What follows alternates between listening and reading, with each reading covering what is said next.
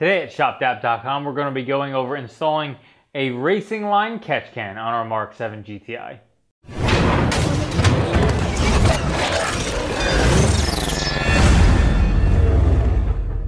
Okay, so before we get into our install, real briefly want to go over overview of catch cans and what the purpose of them is.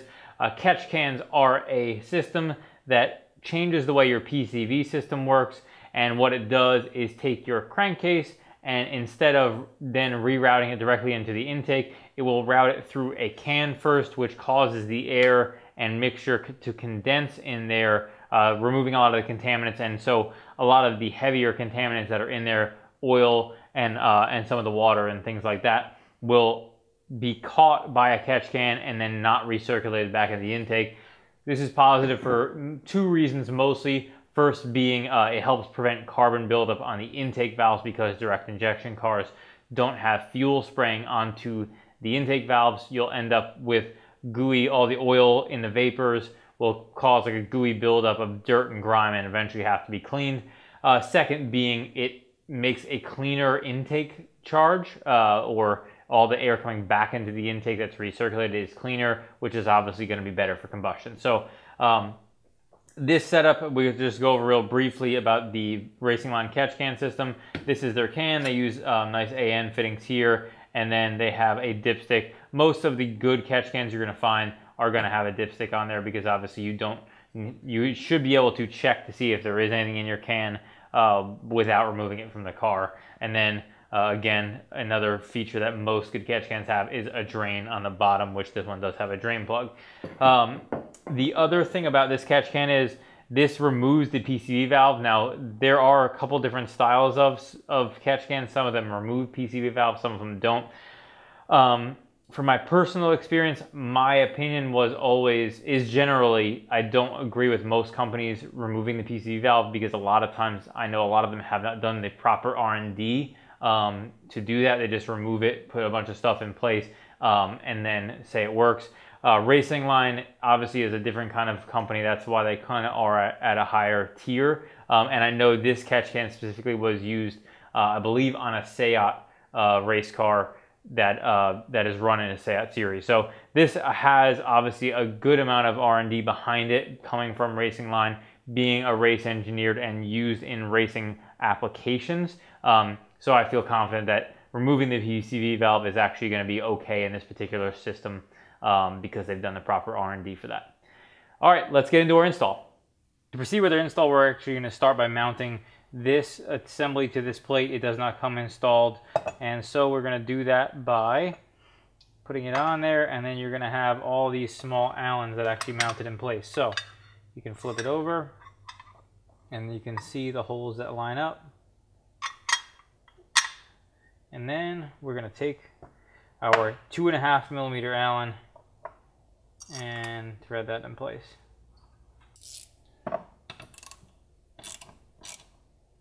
Now we're just going to snug these up. And I mean, these are really small Allens, 2.5mm. Not going to need to be crazy tight. I would suggest just kind of hand tight.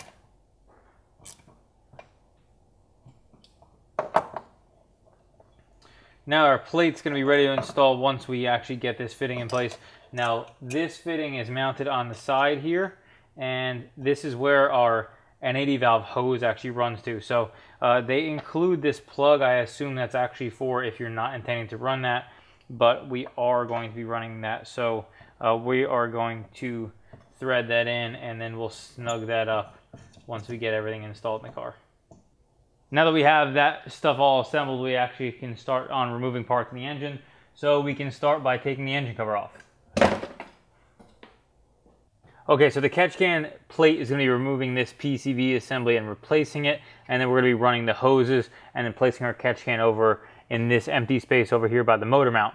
Now, what we need to do that is actually remove this PCV assembly and then the hose that actually runs here to the intake here to reroute that charge back into there. So what we're going to have to do is, what we found in this circumstance, we have to remove this pipe and this the bracket that holds this coolant line in place to allow ease of getting all this stuff uninstalled. So what we're going to do is start by taking off this intake pipe. And we're going to use our hose clamp pliers. If you're not familiar with these or don't have a pair of these, they're not required, but they're nice to have, and we will put a link to them here where you can check that out. And now we're going to take this clamp off.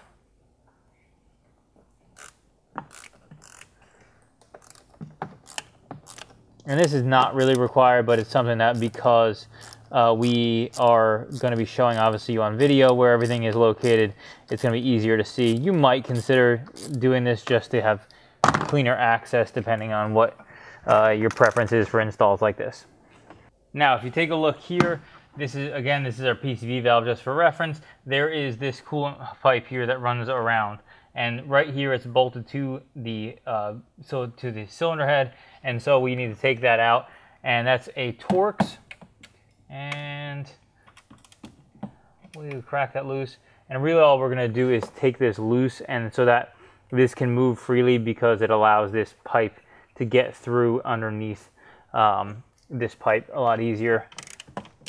The PCV pipe actually will hang up if you don't do that. So if you do not have Torx bits, we have them available here where you can purchase a full set of Torx bits for your tool set.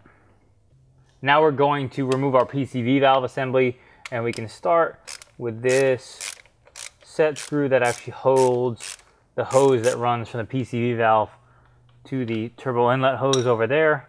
And then there are these other T30 Torx that actually mount the PCV valve to the valve cover. Now, one note I wanted to make when we were looking through this install, this is actually my snap-on Torx bit, and there is one T30 that's right here that this Torx bit actually cannot reach. So this is the Torx bit that's included with our Torx set, and if you take a look, there's a slight difference in length.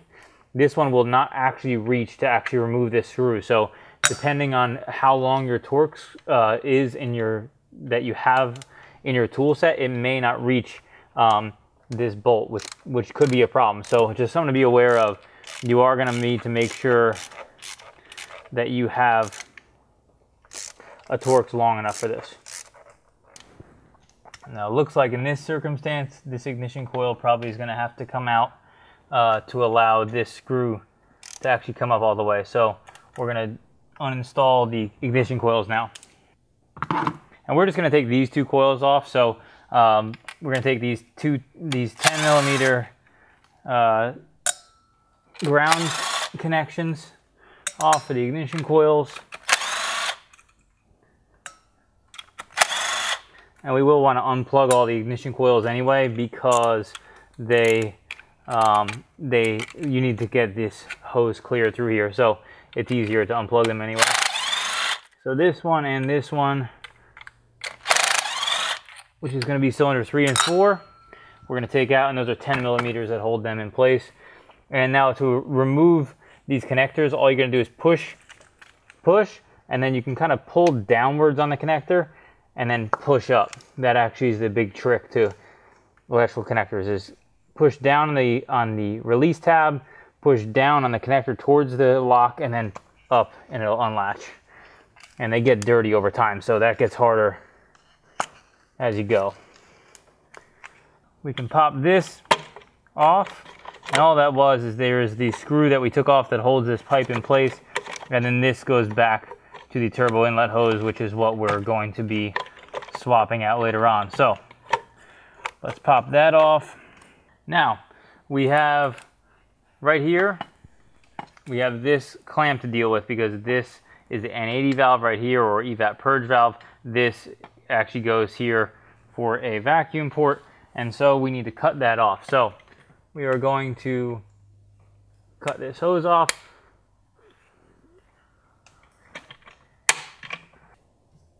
Now that we have this N80 valve hose off, just want to make a quick note. This is a one-time use clamp. It needs to be cut off, so you will need to have a replacement clamp available. And this thing is exceptionally hard and will be often hard to manage And so you got to be super careful when you're taking this off, because you can crack the nipple off this PCV valve. And so just something to be aware of. This is a really hard clamp to get off and something that will take some time. Now we're going to remove this PCV hose here, and this attaches right here. And again, this is going to be a kind of wiggle and rotate to get it popped off this.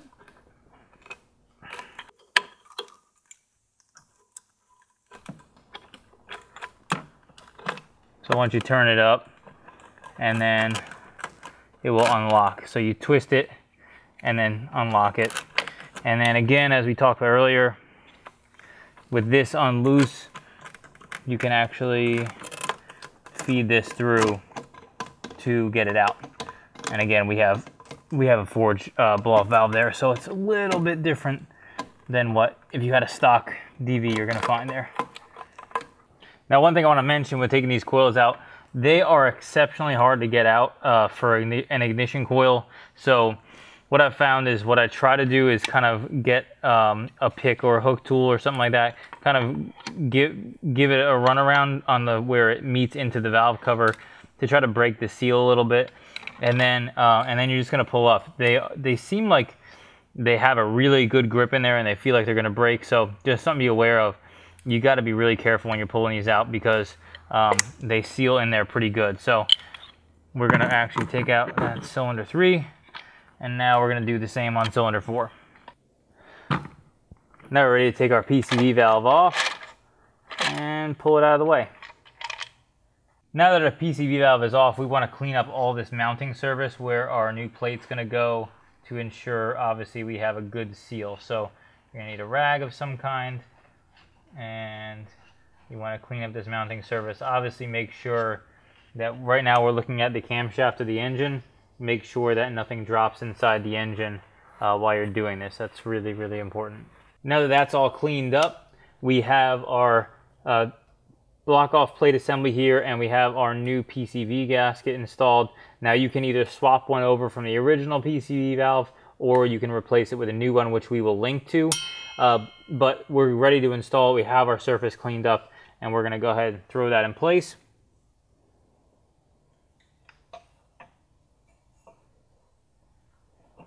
Now that we have that set in place, we can install our mounting hardware included from Racingline, and these are 4mm Allens.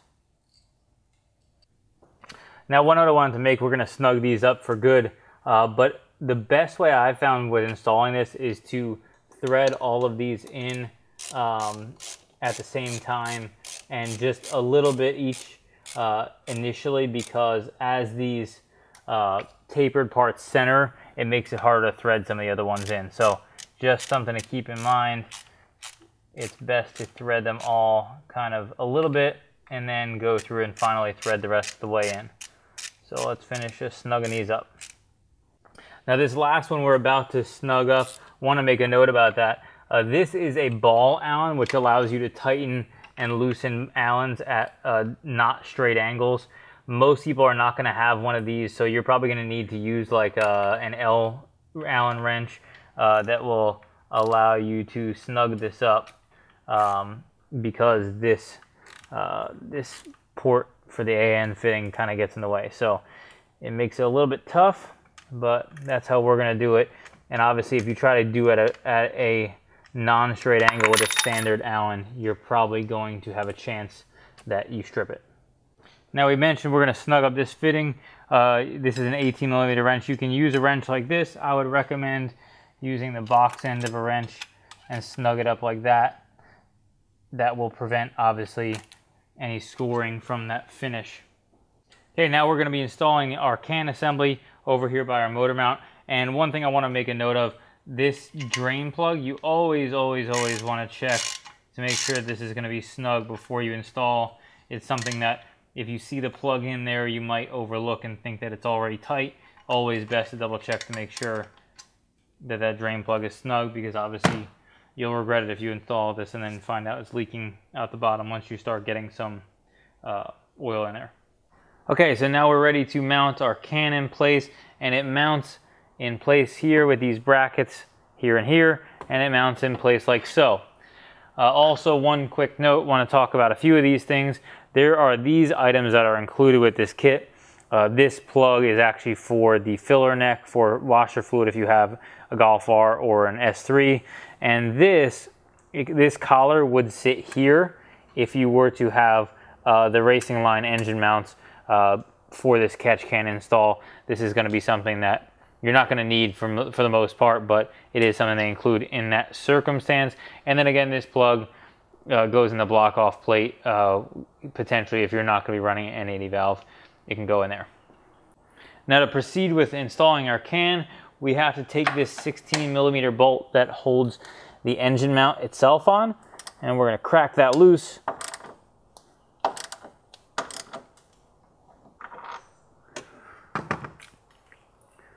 We're going to take our can, and it mounts in place like so. And again, that you took out this lower engine mount bolt right here, and then you're going to take it and put it through the can itself. And then we have our 5mm Allen that they include that goes up top.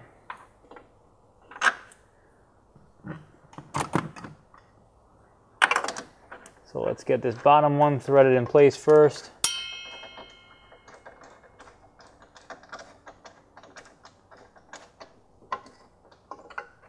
All right, now we'll thread our Allen in.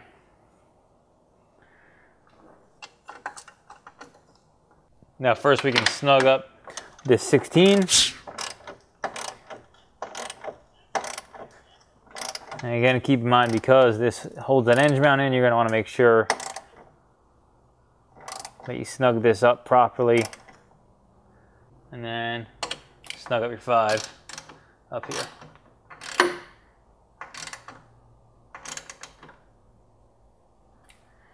And you're all set. Now we're ready to reinstall our hoses.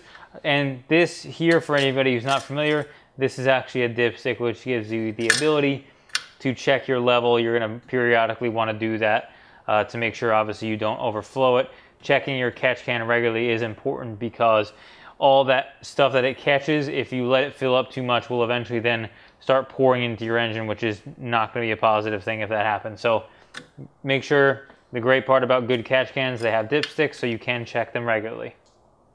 Okay, now we're going to install our lines. And so we have 2 lines here. One of them is going to run here like so, and the other one is going to run from here to here.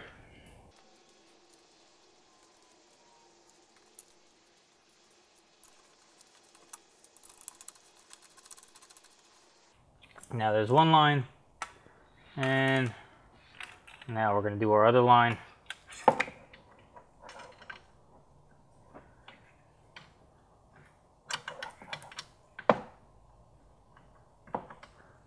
We can rotate that up for the time being just to get it out of the way.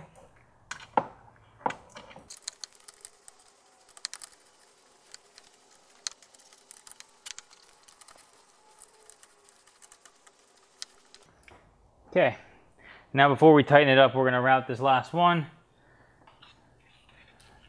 And that's going to go straight under here. And under our pipe that we loosened up. And onto our turbo inlet. And we're just going to clip that guy in place.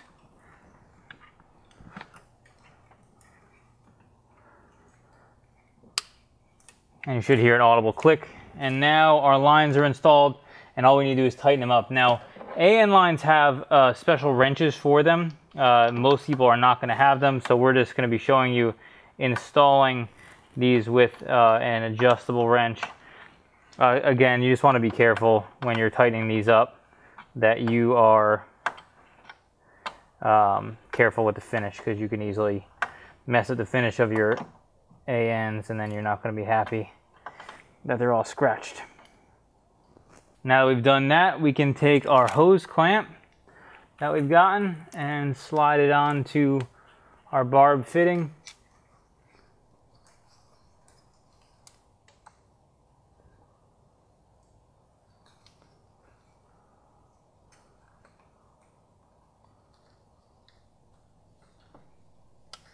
Now, if you want the OEM style clamp, we'll put a link to that where you can check it out. So if you want to replace yours with a squeeze clamp, you can do that. Now that we have everything mounted in place, we can finish up by taking our mounting bracket and putting our hoses in there. This will keep your hoses from chafing together and kind of keep them fixed in place. So we'll take our Allen in here, thread that in place. And once we snug that up, we're all set. Now we're just going to reinstall all of our parts, like our ignition coils, and bolt everything back together and start it up. Thank you so much for watching our Racingline catch can install. Again, support for purchases like this catch can or any others help support videos just like this one. If you like this video, be sure to give it a thumbs up and subscribe for more like it.